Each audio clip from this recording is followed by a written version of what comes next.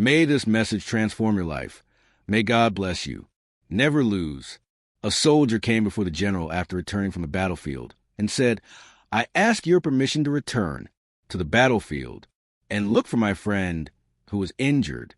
And the general, for being lucid and practical, he said, "No, permission is denied, because your friend is certainly already dead, and you will die too." The soldier walked out before the general. Did you hear that order again? Surely he remembered the beautiful love story he lived with his friend, because there can be no more beautiful love story than friendship, which is that friend you don't need to have anymore, you choose. He remembered the happy moments they lived together.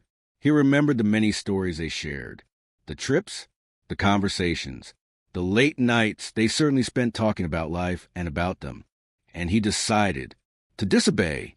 Without the general knowing, he left and went again to the battlefield. The next day, when it was still dawn, he arrived in tears, with a dead friend in his arm, and there was a general to welcome him in a state of disobedience. And as we like to say, "Didn't I tell you I didn't warn you?" That's exactly what the general said to him. Did you disobey? Is he mortally wounded? And it was absolutely no use. Was your friend already dead? And that's when the soldier summoned all the courage he had to disobey. Because there's nothing nobler than when you disobey out of love, when you break the rules out of love, because you believe in the value you have here. He smiled sarcastically and said, "That's where you're wrong. Because when I got there, he was still alive. And looking into my eyes, he told me before he died, 'I was sure that you would come back.' When is there value to be redeemed? It's the difference that throughout life we learn to make. There are things that have a price. There are others that have value. Being human is priceless.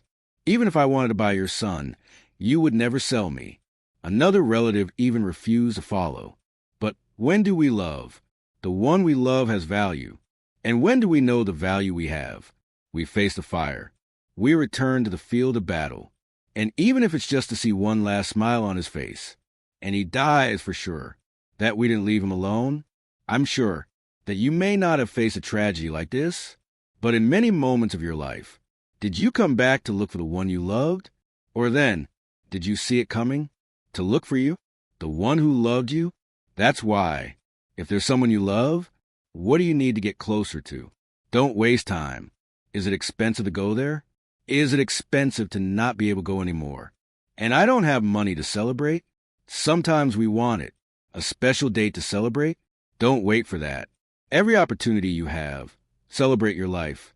Even if it's eating toasted bread with coffee with milk or couscous. Luxurious, isn't it? What do you eat? Who is it with? It's not rainy where you are. Is it with who you are? Love. It needs to be renewed every single day. That's what makes love last over time. The dedication you have there. Do you know why?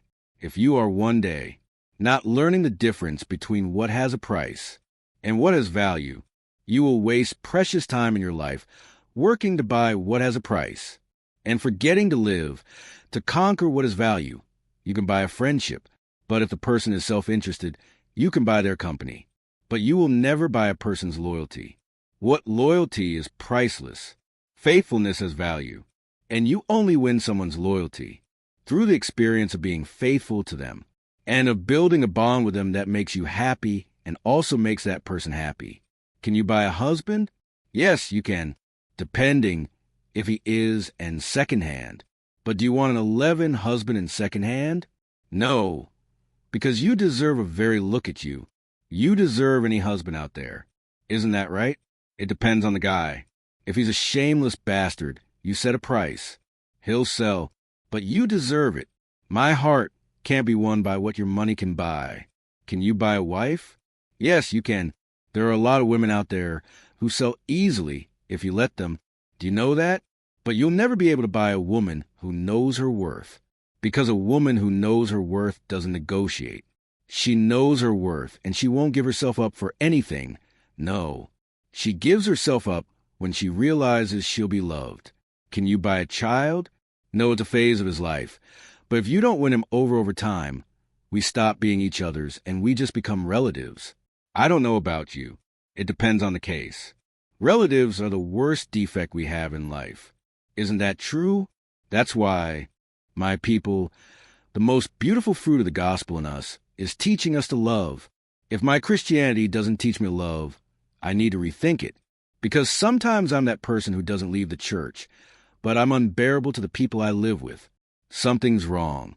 My segment of Jesus has to make me a better person, a loving person, a person capable of loving. That's what the gospel wants to do within us. And when we discover the spiritual evolution that love brings us, that's all we'll want. And there's no problem with working to buy what money buys. Not you. No, there's no problem. You honestly work to buy what money can. Fulfill your dreams. Bring joy to the people you love. That's what money is for, not to save it in the bank. Money is for you to spend on your joys. Work to achieve what money can handle. But don't forget to achieve what only your heart can bring to your life. The most expensive square meter in the world, my people, it's not the one your money can buy. The most expensive square meter in the world is the one that puts you next to the people you love. That's what makes life special.